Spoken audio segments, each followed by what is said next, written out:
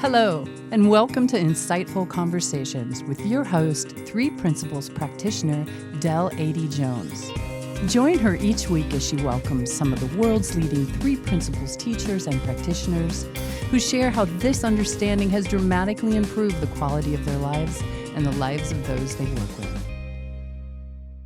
Hello, everyone. Thank you for joining us. Due to the current coronavirus pandemic, I'm very grateful to be joined today by Lynn McCright. Lynn is the founder of the online Advanced Holistic Health Coaching Program, designed specifically for licensed healthcare professionals and nurses.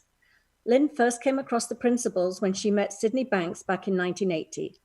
Shortly after that, she began coaching and teaching the principles in her private practice of nursing. Lynn is a health and wellness nurse coach, a nurse practitioner, and a specialist in community health. Welcome, Lynn. Thank you so much for joining us today. The work that you do specifically with healthcare workers, nurses, and doctors, you coach them with the understanding of the principles. And I know that what you have to share today is incredibly important. So I wanted to just welcome you and say hi.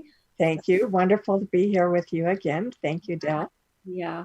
Well, you do such incredible work. And when you reached out, I was like, absolutely. We need to have you on again. So just in general, just describe what you're seeing amongst the healthcare workers that you work with. Well, there is, of course, a lot of concern, especially about personal safety. But then beyond that, concern about the healthcare workers going home to their families and their loved ones. So it's always been our priority, of course, to take care of our patients and our clients. But we've never had the scale that we have now of concern about ourselves and about our loved ones at home. So it really compounds the picture in how healthcare workers are functioning on a day-to-day basis. But we all know that it's so important to get adequate rest now. I know that sometimes the shift work doesn't allow for that, and people are having to work more hours than they're usually assigned to. But as much as possible, they are trying to get 8 hours, and that's really considered the minimum for the best function for all of us. Yeah. And, just the simple things. Of course, everybody's heard about the hand washing and staying hydrated and so forth. And those things seem so simple, and yet they're not simple. They're so basic that their importance can't be overstated. Yeah, I don't particularly like that word. It's been used, I think, in ways I haven't liked in the past, but it really is unprecedented. I don't think any healthcare worker has ever experienced anything like this before. And, you hear stories of them, getting ill themselves, going back to their families, having children to take care of. Sometimes they're single parents and they have nobody else to look after. It really is unbelievable. So I want to, so the stress levels must be probably at the highest you've ever seen, I would imagine. Well, they really are. I know that some of the hospital systems in New York City, for example, have actually hired 2 hotels where the healthcare professionals can stay and rest before they come back for their shifts, so they don't have to add to it the commute time. Yeah. And that's been a real, huge blessing for them to be able to rest at the hotel closer to their hospital. Well, and not just the commute time, but they don't have that added stress of thinking they may be carrying something home to their family. That's true. Yeah, that's right. That's right. So I'm curious. I mean, I think, are most of the people you work with already familiar with the understanding of the principles, or are you doing any more outreach to people that could really benefit from this understanding but haven't been, exposed to it before? My initial focus is on the healthcare professionals themselves. And that's how it happened that I started a school 4 years ago, which is an online school for nurse coaching and health coaching.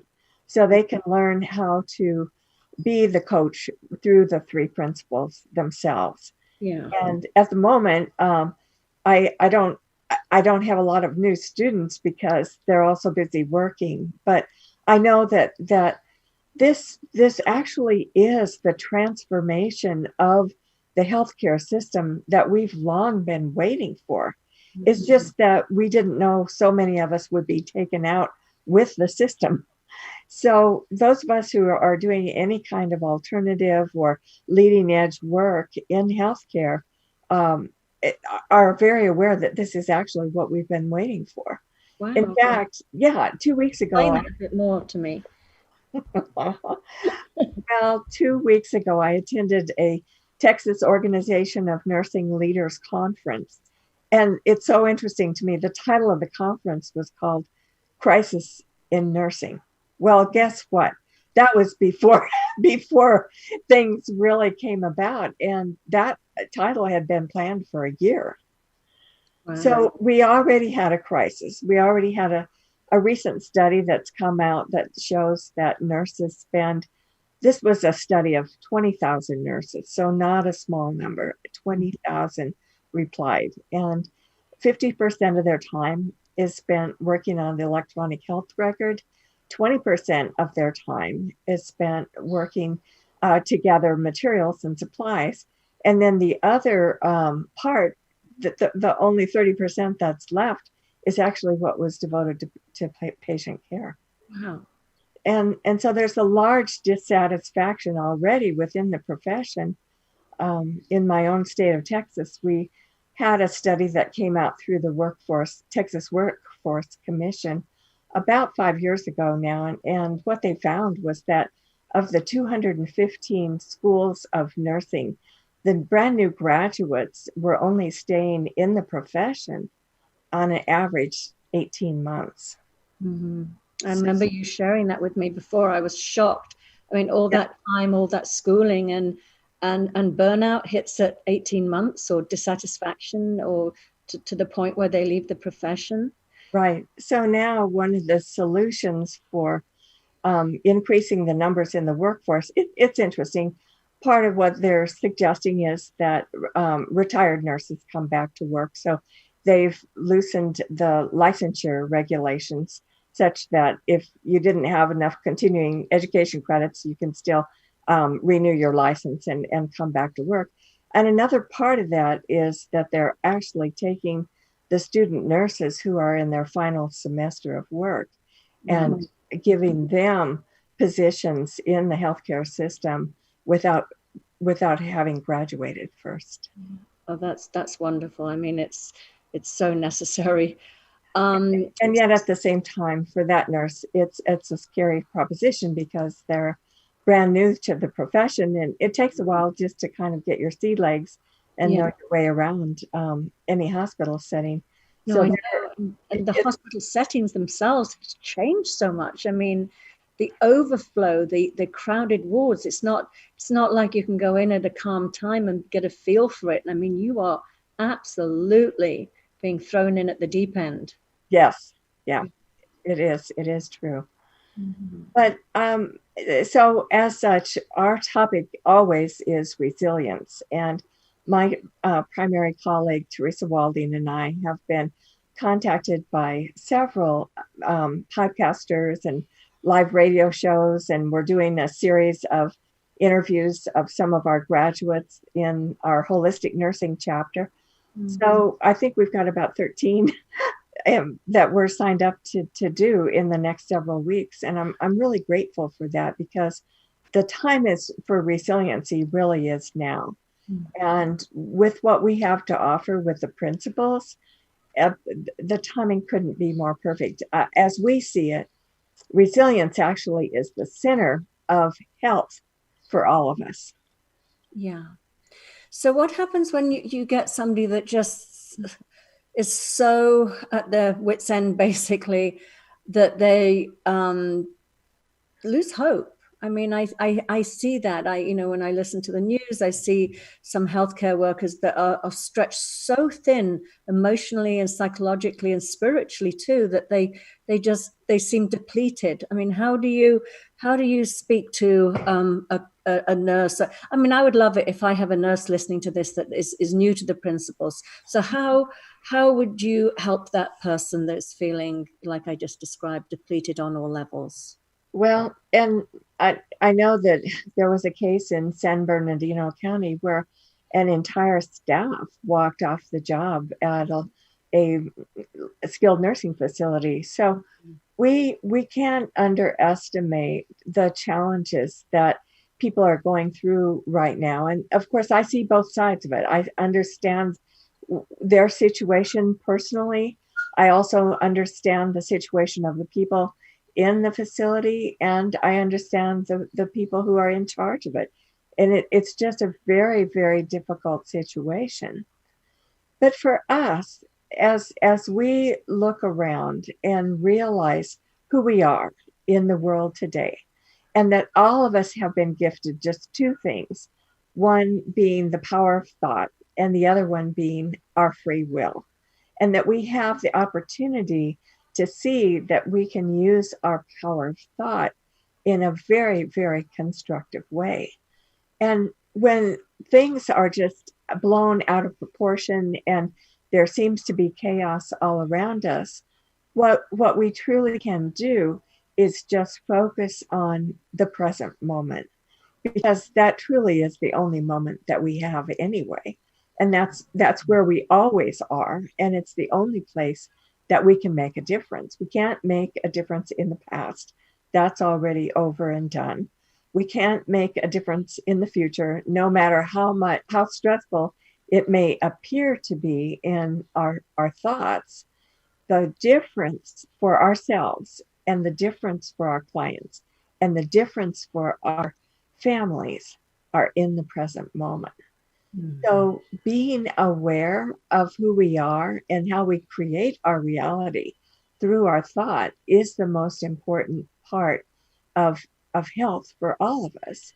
And we can do that by, I mean, every nurse and every health professional knows what to do. If they don't, they can go to their supervisor and find out. But we all know what to do. And in an emergency situation, which arises all the time in healthcare, especially in the intensive care unit or in the emergency room, we see nurses and healthcare providers functioning like the eye of the storm, in perfect confidence, in perfect calmness, when everything else seems to be out of control.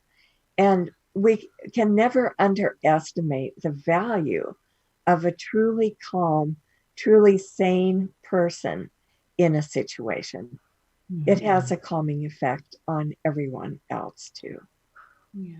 Yeah, I love what you're saying. And, you know, I'm certainly not a healthcare worker. I mean, we deal with mental health and spiritual health and what we share, and emotional health.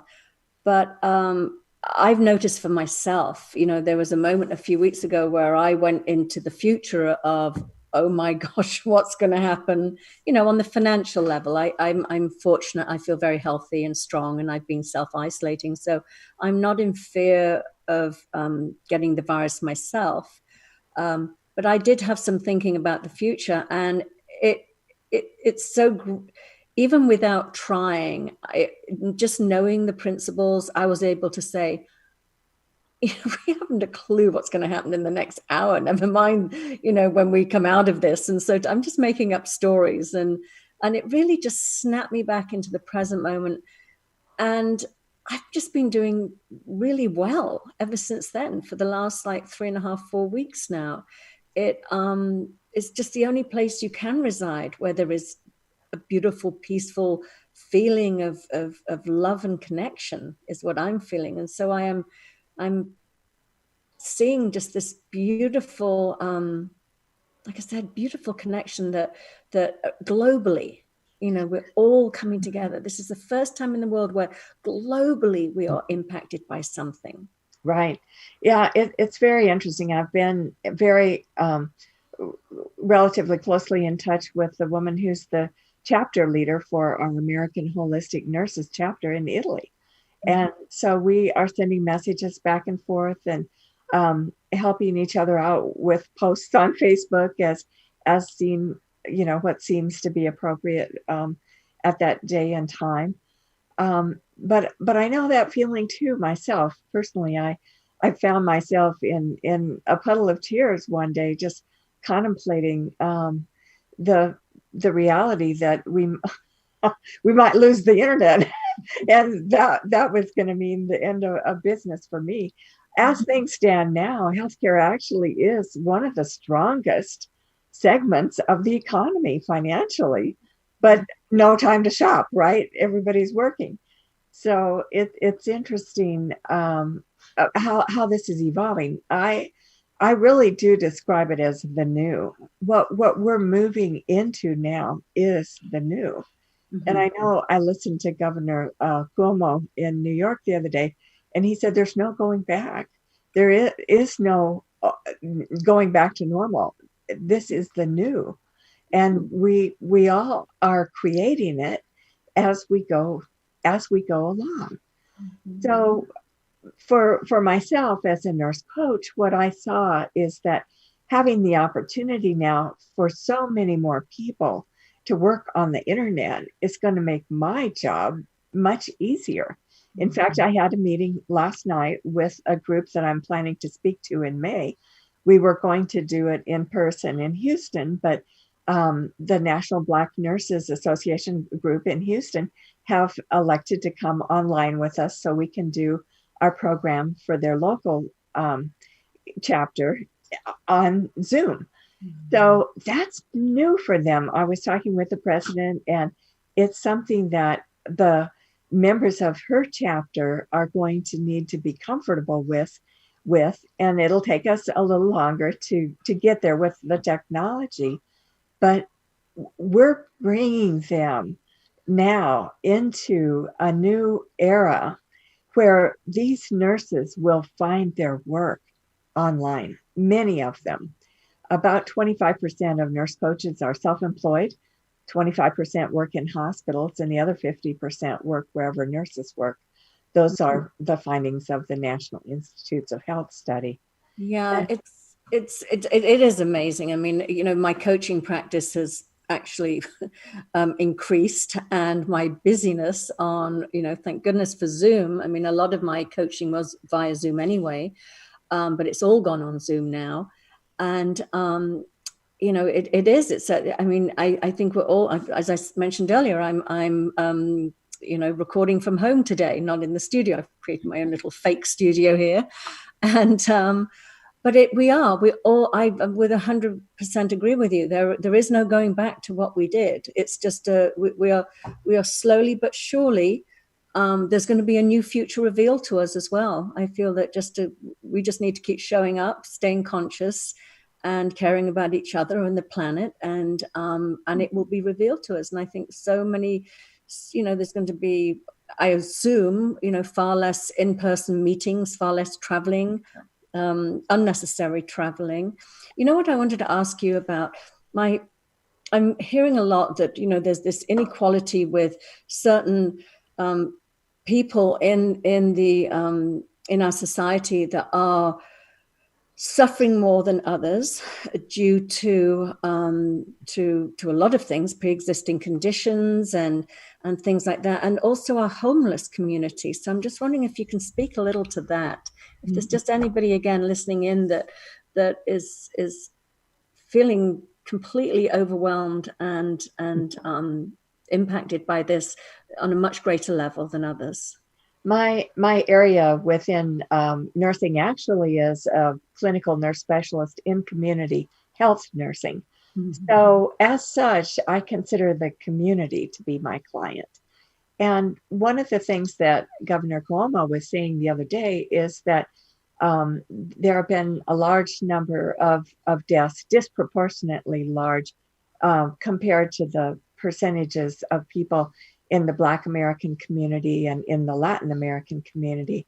And I think that it has more to do with occupation rather than with ethnicity. So in other words, the people who are out in the public, the bus drivers or somebody who works at the grocery store, for example, would be much more liable to be quote unquote, in the face of the public on a daily basis than someone who, let's say, worked at a daycare center, for example.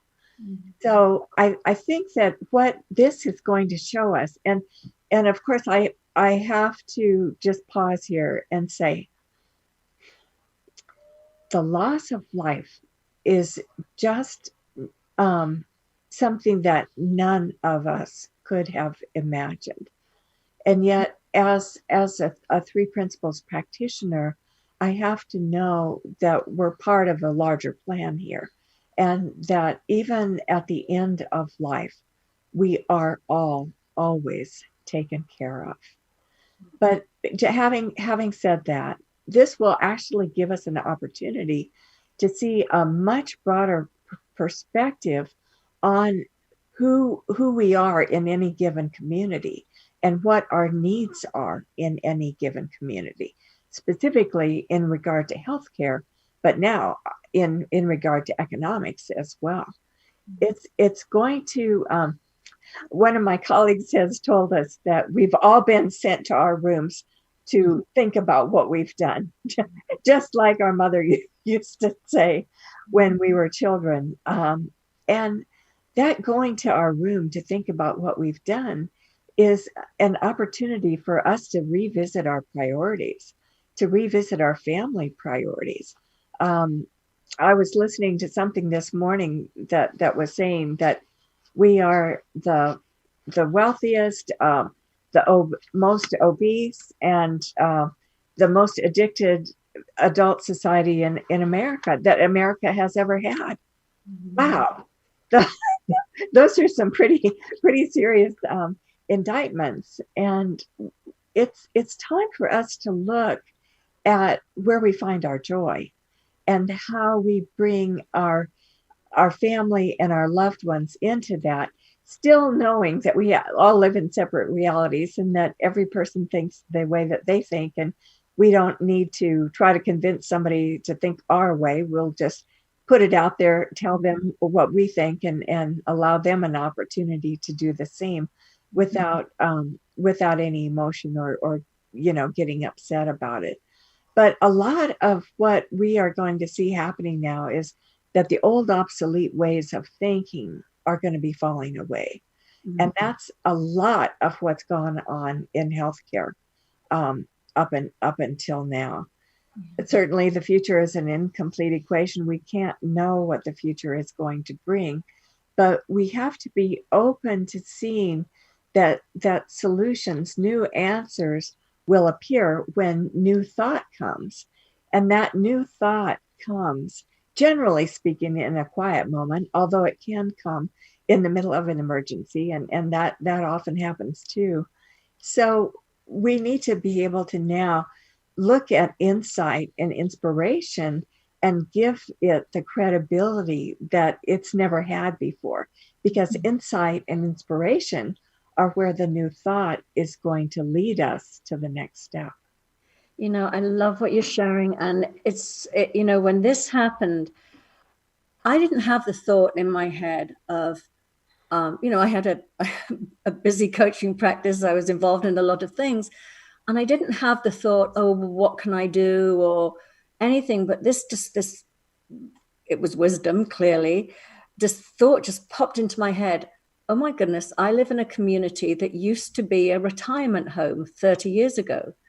I'm sure there are still some, I just thought I'll just check if, it maybe about 25 years ago. So I thought, I'm sure there's some elderly people in my community that I don't come across, that I don't know, that might be in need of help right now. So I called the management office, and they gave me this list of some people in my neighborhood that were in their 80s and 90s. And wow. So I reached out to them, and I cannot tell you, that's why when we first got on the call and you said, how are you doing? And I went, great.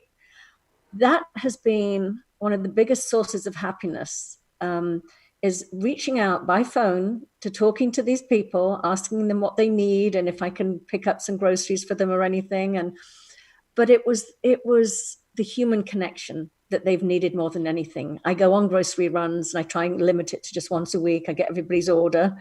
But the love, the appreciation, the closeness, the gratitude, the knowing that they're so appreciative and so touched that people are caring about them and reaching out to them.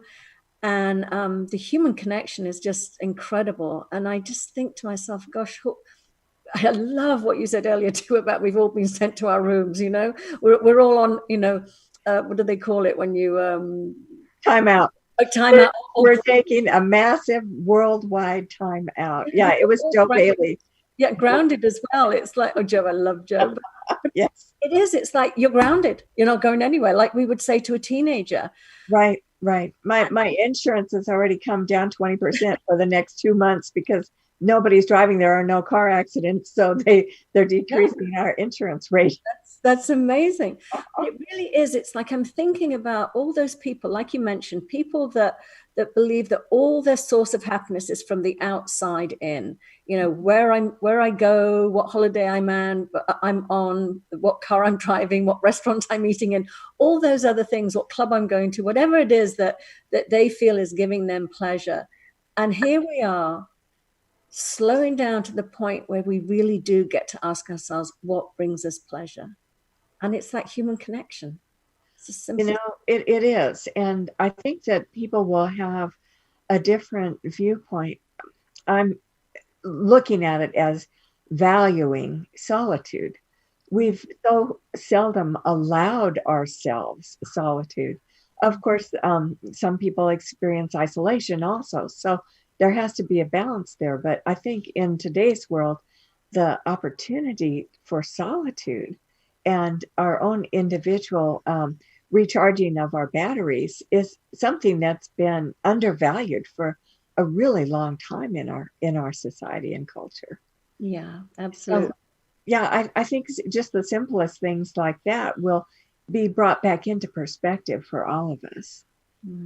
Yeah, it really is. Well, we're actually we're winding down here, but I just want to get back to the so again, what would be your sort of final words to a healthcare worker right now, as I said, who is lost now? It has to do with getting back to the decision that you made when you decided to choose healthcare as your profession. If you decided that you wanted to become a nurse, think back to that time when that decision was made. That is your touchstone. And that is the place where you found your power that you wanted to bring to the world. Just go back there and remember that now and let that light shine for yourself. Oh, that is so beautiful. I love that. And I know that you do some, I don't know if you're currently doing them, excuse me, but I know that you were doing some monthly meetings or bi-monthly meetings. Yeah, we do. We have a nursing and health professionals meeting every 2 weeks, and it's on Zoom. It's international. Everybody in the Three Principles is welcome to join us. So it's just a matter of signing up for the 3pgc.org mailing list initially, and then turning around and you can find me at my email. I'll put it under the tag below. And well, just for people that are listening to it and not watching it on podcast, can you just give your website where people can reach you at, please? Nursecoaching.com. Nurse, N-U-R-S-E, coaching, COACHING.com. All right, wonderful. So I just can't thank you enough for everything you're doing to support the people that are usually supporting other people. So that's really wonderful. And I love that touchstone of remembering why you got into this profession in the first place. And I've never been so grateful. I get out there every night on my patio and bang my pots and pans. Our whole community is doing it. We're drumming and everything, as much noise as we can make to just show our appreciation for everything that they do for us, and especially right now. Thank you so much, Del. Thank you for supporting us in this way. Oh, wonderful. Thank you. So take care, and I hope to see you soon. Have a good day. And you too. Bye-bye. Bye for now. Thank you so much for listening to the show. If you're interested in learning more about my coaching and mentoring packages, please reach out to me at deladeyjones@gmail.com. I would love to hear from you.